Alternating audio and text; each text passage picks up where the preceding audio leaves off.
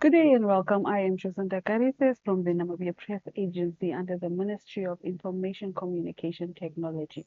With me today, I am joined by Mr. Samuel Matende from the Ministry of Information. Good, welcome, sir. Thank you, thank you. Today, we'll be talking about men's mental health. How well do you think has it been advocated for in Namibia?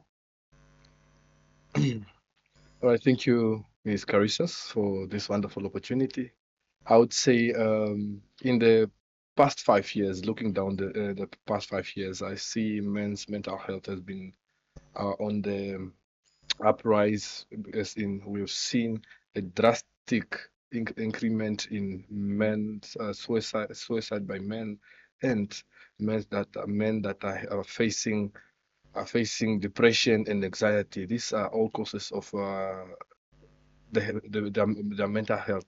So I've seen that throughout the past 5 years, the movement of pushing for men's mental health, for men to speak up and open up, has been pushed through the government and through private entities. I would say so far we are doing great, and we will get there one way or another. Why are we talking about men's mental health today specifically?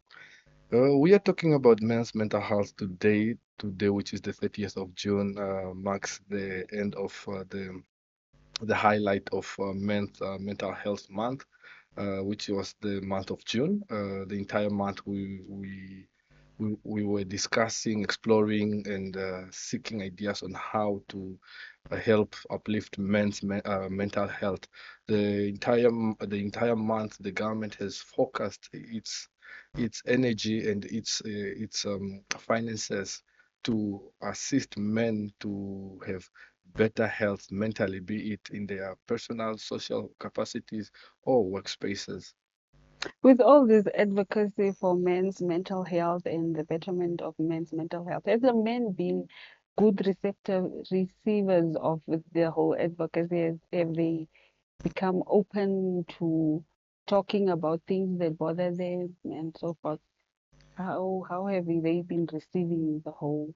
Well, this comes down from person to person. I cannot speak for everybody, as we know, but I'm quite sure through what I've seen, be it on social media or just within our society, uh, men are intending to now start to open up and learn. They're coming to learn and notice that we as men also, we are able to express ourselves, we are able to break, and we are able to face challenges that any other ordinary human being can face. So it's just that back growing up, we were told men up. Now, for me, I would like to say, I would like to change the way men up is understood by men. Because when you tell somebody men up, it doesn't necessarily mean that die from your stress, die from whatever that is weighing you down. We need to speak up and we need to address these mental issues that we are facing. But I've seen that there has been a change, and even the health results I saw last year, I really cannot pin it down to the exact numbers, but I've seen that there has been an improvement in the conversations when it comes to men, when it comes to men talking about how they feel and how in the and also talk about the situations they are going through. There's also become something that is lighter for men to have on a day to day, just on a table. Me with my friend talking about that, it has become a little easier compared to us growing up. What role has social media been playing in the men's mental health? It has been playing both good and bad roles in men's mental health, because Facebook, I would say social media is a platform where we get everything, be it bad and good. But then we've seen that it's one of the growing marketing tool that is being used around society. So also it's the biggest platform where people can express or push agendas. Now, in this case, men's mental health has been pushed through social media awareness campaigns, all this, be it private and private social campaigns or public government campaigns, all these campaigns have been pushed via social media. But also on the other hand, I understand that we also get pressure from social media. So Mm, some of those things are the ones that also causes people's mental health to deteriorate, to break down, because one could be that they're under pressure from social media. Your friend bought a car and you're just there looking on social media to see what is really happening, but then you don't know. So in your mind, you start asking yourself, am I worth it? Am I really doing what needs to be done? So that also plays a big role in how social media has affected men's mental health. There is the benefit and there is the negative, but I would say the benefit outweighs the mm. negative impacts that it has on men. As a nation, what more can we do for younger boys not to fall um, into that Cycle. cycle of men don't need to cry, men should not show emotion that much. What more should we do as a nation? Um, I would say the government so far as a nation is doing very well. I wouldn't say it's 100%, but it's doing well. It's above middle range, where we are having campaigns to push for these agendas. Last week, I remember I attended an event where the first gentleman of the Republic of Namibia came to Marintal to talk about the boy child and men's mental health. So these are some of the campaigns that are being rolled out throughout the country, which are helping the boy child come out of that stereotype that has been built around the society. Because now it's a social construct that says men cannot cry, men cannot be weak, men cannot be seen looking down, but that is not how it's supposed to be. Men are also just human. But Mm, now in that case, I would say it's always great to train the trainers. Now the parents are the ones that are nurturing these kids to believe that as a boy, you are not supposed to cry, you are not supposed to behave in this way. But then that is what is affecting the boy child after a couple of years of growing. This boy, throughout their years of primary school, they were told, no, a boy cannot cry, a boy cannot feel, a boy cannot break down whatsoever. Now, when they reach level where maturity level where they're supposed to make their own decisions and do their own things, they intend to now still suppress these feelings that they've been suppressing all their entire lives.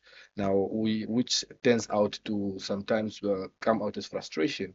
It also leads to GBV because now you've held in so much anger or so much pain that you need to express. Sometimes we tend to express it overwhelmingly onto others, which also causes troubles. But now I would say parents, if the parents are taught on how to nurture their children, it will really help to nurture the children and also to roll out this same campaign, to roll it out through the primary schools, the early stages when the kids are growing up, to be told that being a boy is normal for you to feel pain, for you to cry, for you to also feel what women are feeling.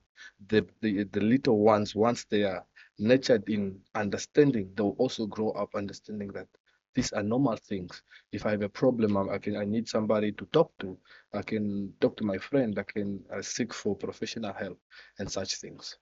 no, Samuel, we have an uncle deep in the village Mm. that only listens to radio, and radio is trying their best to advocate for men's mental health.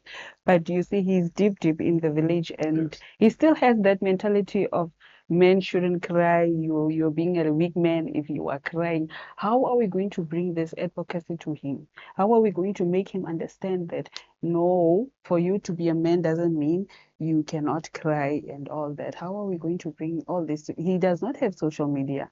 Radio is the only form Mm. of communication that he has. Yeah, we have to.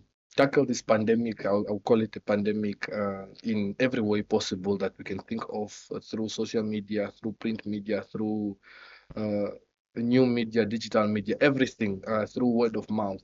As I said, once you educate one, you are educating a village. Now, from the village, you are educating a nation. So it starts off by small. The first person you meet, you need to make people aware and comfortable that this is a normal conversation to have on the table when we are seated or just as we are standing and communicating in the street wherever we are.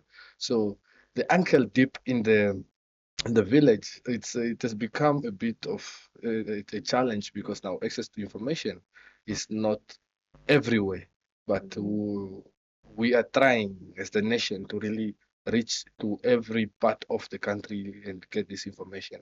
As we might say, social media or the social media might not be functional in the rural areas, but then the radio's network will function in the rural area and it will definitely run. So the rollout has to be everywhere with no exceptions. Can we say younger men are facing different mental health challenges than older men? Is that true, or can we say that they all are just say facing the same challenges? Uh, I think older men are facing more challenges than younger men in terms of real life tangible challenges in comparison to young men that are having social challenges. Because as a young man, our problem sometimes might be let's say a young man that is in the varsity or just started the job.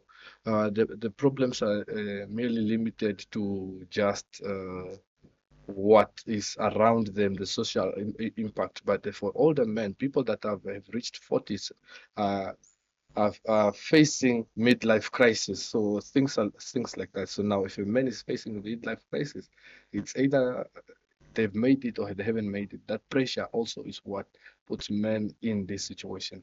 So older men face more challenges than younger men, I would say. Samuel, as we're coming to the end, what word of encouragement would you like to send out to the young men and older men out there? Um, think I don't really have so many words of encouragement. As I said in the beginning, what I would want everybody that's watching this conversation that we are having is one thing to take away from it is I want us to change the way we understand what men up means. Because when you come to me and you tell me men up, I need to understand it in a way that I must just man up in a sense that I must be responsible. I must do things in a way where community allows, rather than it being uh, limited to I should not break down, I should not cry, I should not feel like a woman, I should not have emotions. That is what I want us to change. Thank you. Thank you very much. I am Josanta Carife from the Namibia Press Agency. As we're wrapping up the month of the men's mental health, goodbye.